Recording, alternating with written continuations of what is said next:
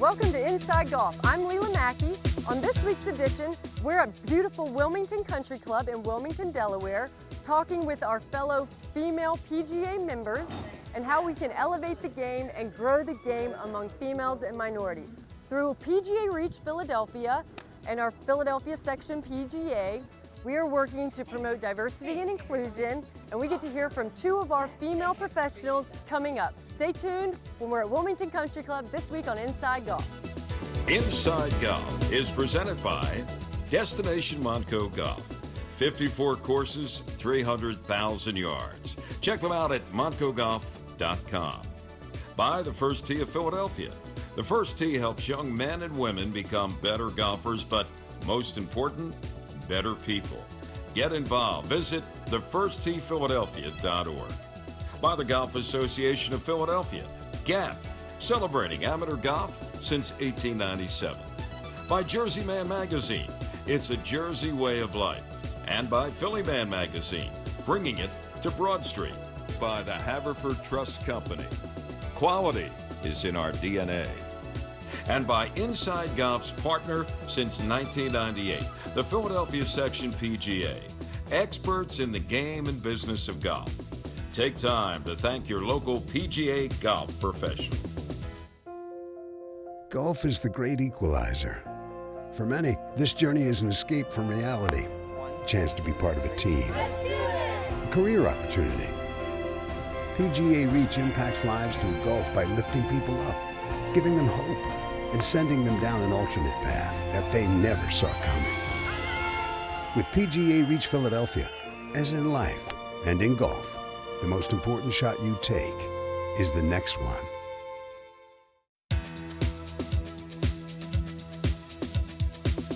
Welcome back to Inside Golf. We're here at Wilmington Country Club in Wilmington, Delaware, with Megan Spiro, PGA member and Membership and Communications Director here at Wilmington Country Club.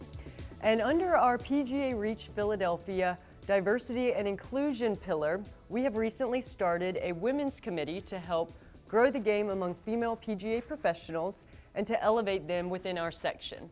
So Megan is chair of that committee, and Megan, tell us a little bit about what we're trying to accomplish and what are our goals with starting this initiative. Sure, thank you. I appreciate that. It's a new initiative that we started this year in conjunction with the diversity and inclusion that PGA National Association of America have been rolling out in the last several years, and with the great support of the section and PGA Reach, we thought it was the perfect time to really start putting a little bit more emphasis on growing the women's game in a twofold manner. One for those that are entering the game and that are new to the game and wanting to learn, as well as trying to network and grow different opportunities for female PGA members within the section and then eventually nationally.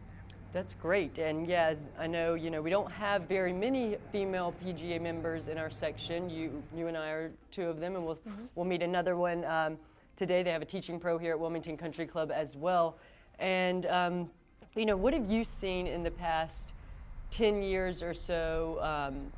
How has the game changed? How has it evolved? How has our association kind of promoted women's golf and helped to lead that effort?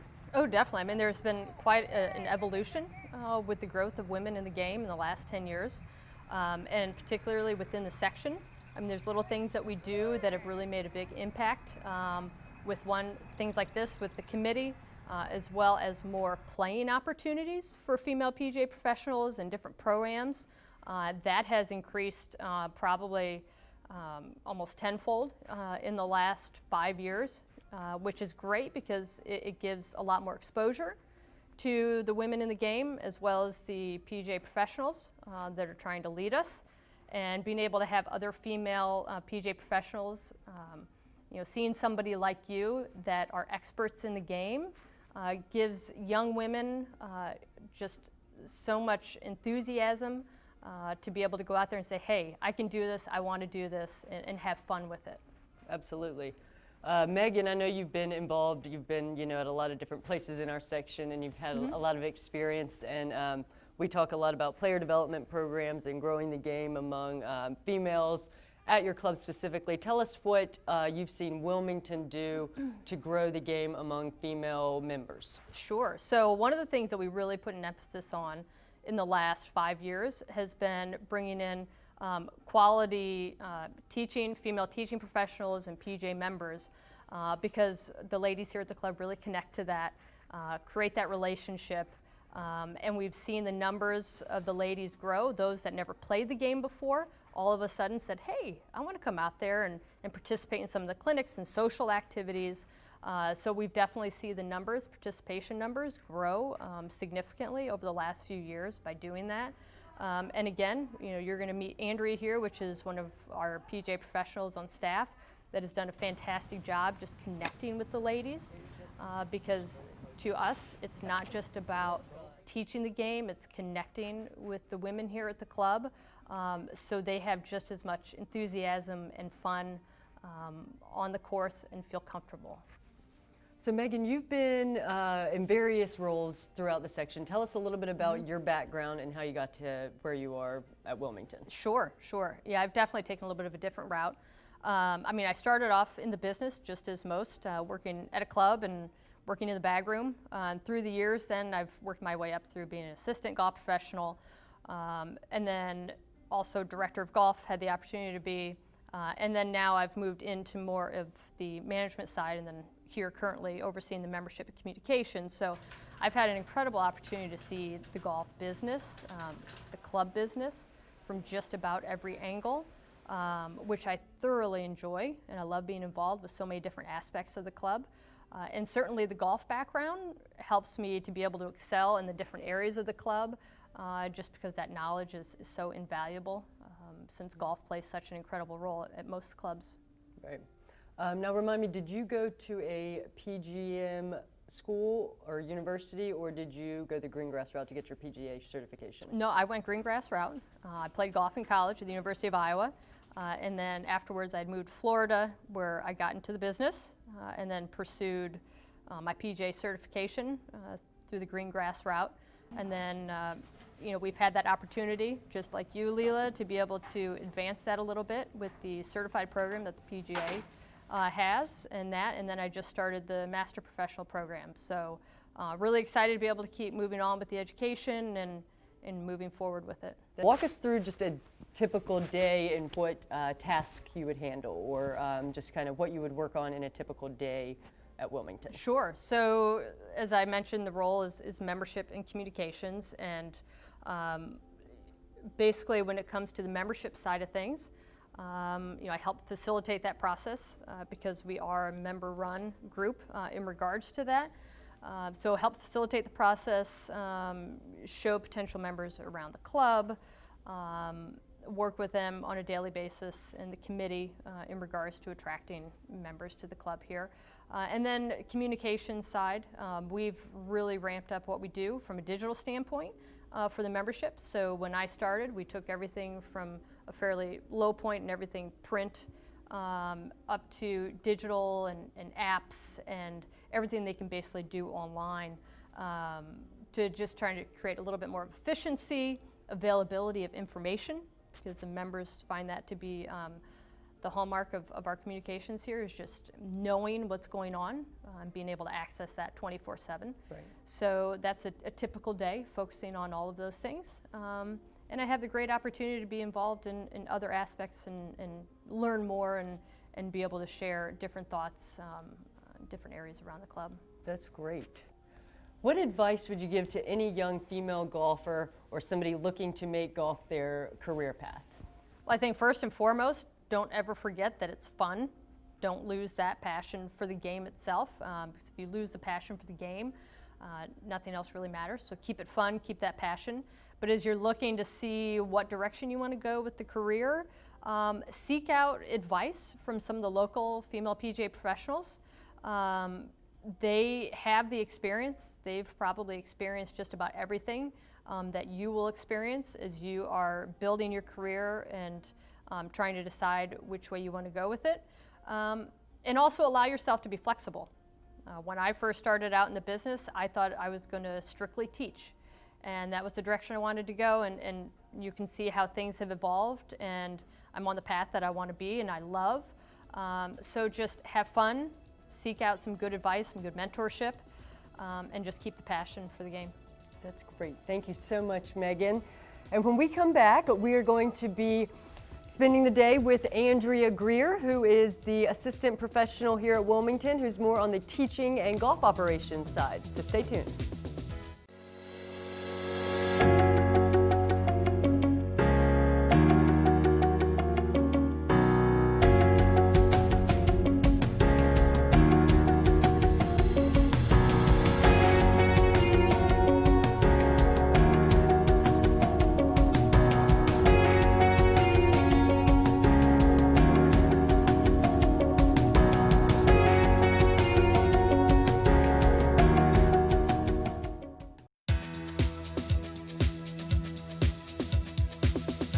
Welcome back to Inside Golf. We are here at Wilmington Country Club in Wilmington, Delaware.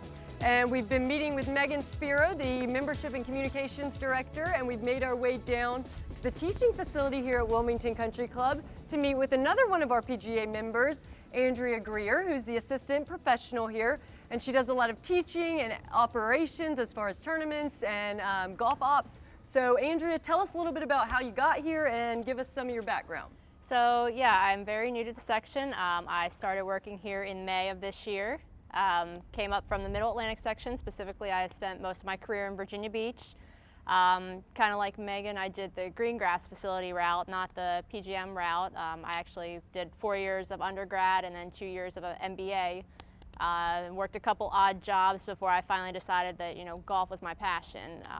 My dad's a PGA professional, has a small driving range par 3 course in Maryland. My older sister's actually in the section, Ashley. Yeah, we know her. Yep. Ashley Greer, she's at Overbrook. Yep, Ashley actually helped kind of get me up to the area and out of Virginia Beach. So it's a big golfing family, and it, you know, it's almost destined for me to follow in the same footsteps. It's in the genes. Yes. That's great. Yes. That's great. So tell us kind of what you do as far as growing the game among females. You know, what type of programs have you seen work well? Give us kind of a rundown on your female membership here. So I've been doing a lot of individual lessons, women that haven't played for 20 or 30 years and they decided to get back into it now. Also women who have just never in their life touched a golf club and they just want to get started because they think it's a fun thing to do with the family. I have one girl in particular who's in college that she wants to go into business, and she figured it's a fun way to network and close deals on the golf course. She heard that old saying growing up, so I've been working with her a lot this summer, trying to just get her, you know, at a respectable level. Sure. Over time. I haven't really been able to do too many clinics here due to the COVID guidelines. However, in the past, I've done multiple beginner women's clinics, not just for beginners though. I tailor it to everybody. That even if you're an avid golfer, come out. We do a week of putting, chipping, pitching, full swing. You know, and I've had women that play in weekly ladies groups at their clubs, and they've even told me, you know, I picked up a few tips, a few things that I forgot from way back in the day. You know, back to basics sort of things that actually helped improve their golf games when they went out the next time. That's great. Yeah, I wasn't thinking about this year being kind of a unique year, and Yes. you're kind of limited to what you can and can't do Yes. here with COVID-19 situation. But you guys have a great facility here. Yes, we do. You've got a lot of technology, it looks like. So give us kind of a walk through the facility, or like just kind of tell us what you've got. What's the newest and latest technology that you guys are using here? So we have a flight scope here in our teaching center. We've got 3 camera angles. We're using the V1 software. We also have loft and lie machines. We've all in here. We've got our middle room has an indoor putting facility for if it's raining, and then we also have 2 covered bays that are heated in the wintertime if anyone wants to come hit. Perfect. We also, towards the clubhouse and one of our old racquetball courts, we've converted into a TrackMan simulator room that members in the wintertime can go and enjoy and play games and work on their stuff in the wintertime. That's great. We just met with Megan, and she kind of walked us through her career path and the different areas of golf and the club operations that she's been in, and you know, eventually ended up obviously on the membership side of things. But tell us how you know, you kind of have your hand in everything, being an assistant professional. It's, you know, junior clinics and women's clinics and member guests and merchandising. And so tell us a little bit about how that your experience with having your hand kind of in everything, where you eventually maybe want to specialize, if you do want to specialize. So I think it's actually helped a lot. Again, but where I'm still new to the section, when I was down in Virginia Beach in the Middle Atlantic section, I actually worked at several different golf courses between private, semi-private, and public, in the assistant professional role as well. Again, have my hands on tournaments, play days, teaching, junior golf, merchandising, a little bit of everything. And I think it's just been very helpful in growing myself as a professional. Couple of my head professionals I still keep in contact with down there. Definitely have become mentors for me. I call them for advice about anything. I think it just makes us very well-rounded, that, you know, it feels like we could pretty much do anything. The sky's the limit with our career paths right now. Yeah. Well, thank you so much for having us out here. This has been great, and you know, it's really exciting to see the growth among the female PGA membership, and there's really a push and a drive to continue to grow that. And I think, you know, we've done a good job so far, and with people like Andrea and Megan and Ashley and me, we're working hard to make sure we continue to elevate those female professionals and elevate our organization as a whole.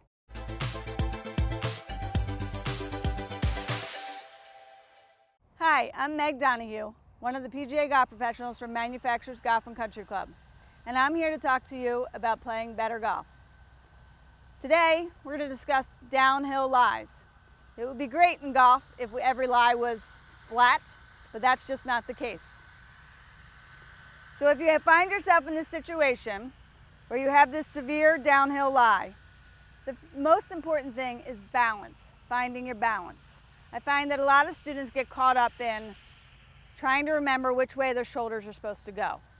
Okay, so if you get your balance, your stance is going to have to be a little bit wider. You're going to feel your weight mostly on your front foot. You're going to have to choke down. And yes, your shoulders are in line with the hill. But please just remember to keep your balance, and that will fall into place. From there, you want to take a couple practice swings.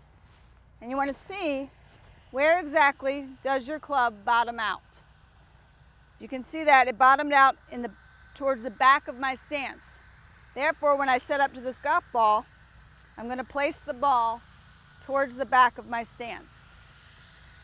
That changes for every single downhill lie depending on the severity. So it's always important to take that practice swing to see where your club bottoms out. And from there, you're just going to swing and hold your balance. I hope this helps you play better golf on those downhill lies. Means for his future, but were you surprised that he was able to jump right back on board and get a W?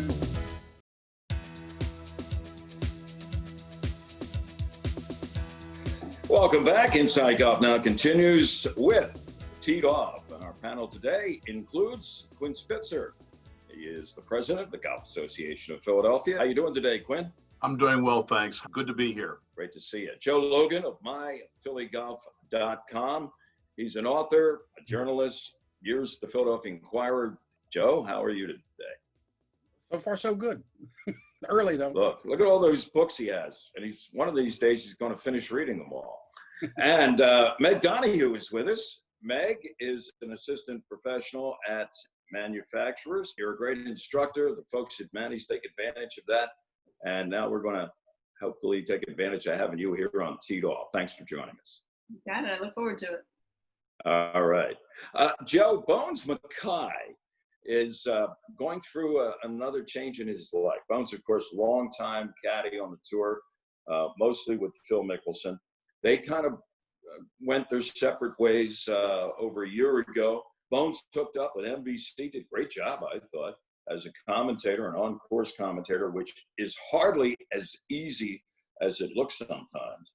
And all of a sudden now he's managed to get back on the bag on the tour for a very prominent player, Justin Thomas. How about the turnaround that, I don't want to call it a midlife crisis because it certainly doesn't look like a crisis to me, but Bones Mackay is back doing what he loves. I don't know what it means for his future, but were you surprised that he was able to jump right back on board and get a W? No, not really. I mean, he, had that long, successful run with Phil Mickelson. He was lucky, fortunate. Nobody has those kind of runs, very few people. So, to see him back on Dustin Thomas's bag, to me, he just looked like he's in his element. I fully expect him to somehow get back on a bag, whether it's Justin, somebody else. But to me, his golf commentary is great, but he strikes me as like a basketball coach who's sort of in the booth until the next job comes along. And I think he'll get a job and if he wants it, he'll do it. I mean, a bag. So. Yeah, his versatility is certainly on display. Meg, talk about the relationship between player and caddy at any level, at the club level, amateur level. I know from my own experience, if you find somebody you like, it makes it a lot easier to enjoy 18 holes of golf. Do you agree with that? I mean, do you find out among the members, say, at manufacturers, where maybe they wouldn't enjoy the game as much if they didn't have their regular caddy on their bed? Yeah, I think a caddy brings enjoyment to the game. If you like that person, can keep you calm if things kind of go awry. But also, I think they give you confidence. If they know the caddy says, "Hey, you don't need your 9-iron here. You need to hit your 8-iron," and there's a trust there. I just think it becomes like a team almost, and it's a good thing. It's definitely a good thing. Quinn, to talk about the versatility of a guy like Bones Mackay, he, I think, made a great transition to television, which, like I said before, especially in that role of on-course commentator, isn't the easiest thing to do. People really, I don't think, get an appreciation for that, and he adapted to it right away. And I'm thinking, who else among prominent caddies on tour, like Stevie Williams? There's no way Stevie Williams could have made that transition, if you know what I mean. If Bones was able to do it, and like Joe said, whatever he probably decides to do, he's going to be a success at it. But can you think of any other caddies that we've seen on tour that could do it as easily as Bones has done? Not really. I mean, Bones is a genuinely likable guy. 3 years ago, Bones was inducted into the Caddy Hall of Fame by the Western Golf Association. And there was a big event there. It was the evening of the Pro-Am. All the other caddies were not expected to be there and the like. So there were 200 or 300 people. What was startling about that is there were 7 caddies from the tour that stayed around just to honor Bones by attending that induction ceremony. He's a genuinely likable guy.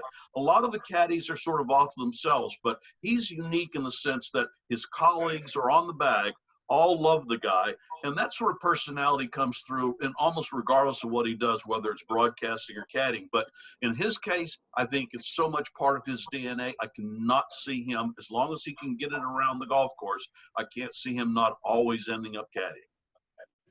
Joe, the last name escapes me. Bruce, who was Tom Watson's caddy, who passed away, unfortunately, I think the ALS a few years ago. But he had a similar personality. What was his last name? You're going to have to help me out on this. Bruce Edwards, correct. He seemed to have a similar personality to Bones Mackay. Am I right on that? He was certainly an articulate and intelligent guy, and he could talk your ear off if he wanted to. Bones is to me, he's not necessarily an outgoing person to the extent that some of these others are, but he's good. He knows what he's talking about. He's personable, but he's not a talking head all the time. But right. Probably.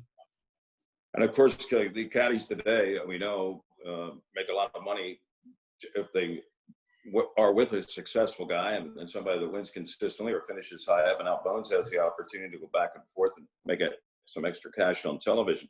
Meg, I'll close it out with you here. Did you ever have a particular caddy that you really enjoyed being with for 18 holes and more during the time you're out there on the golf course, or did it make no difference to you? Oh, no, it definitely made a difference. As I said, I grew up at Marion, so we did have caddies all the time on the East Course, and sure, I had my favorites. And I draw back to that confidence piece. They just, it was just that added advantage of knowing somebody saying, no, I know your game.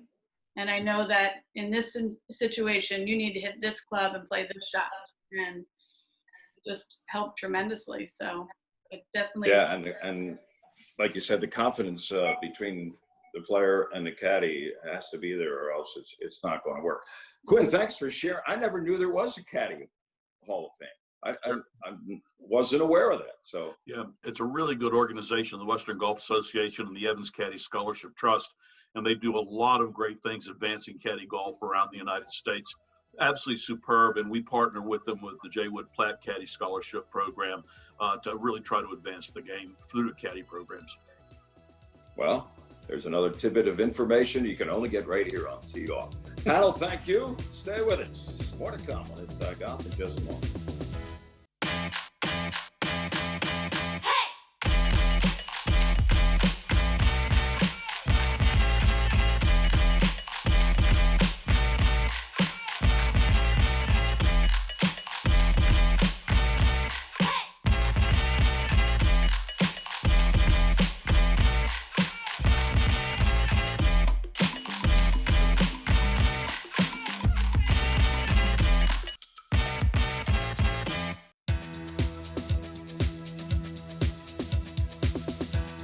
Thanks for joining us as we continue to support our outstanding female PGA members through the Philadelphia Section PGA and our PGA Reach Philadelphia Foundation.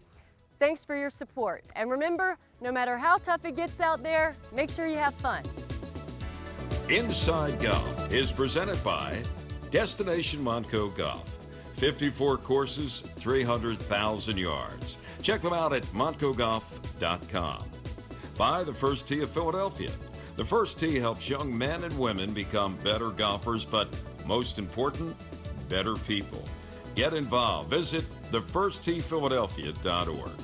By the Golf Association of Philadelphia, GAP, celebrating amateur golf since 1897. By Jersey Man Magazine, it's a Jersey way of life. And by Philly Man Magazine, bringing it to Broad Street. By the Haverford Trust Company. Quality is in our DNA. And by Inside Golf's partner since 1998, the Philadelphia Section PGA, experts in the game and business of golf. Take time to thank your local PGA golf professional.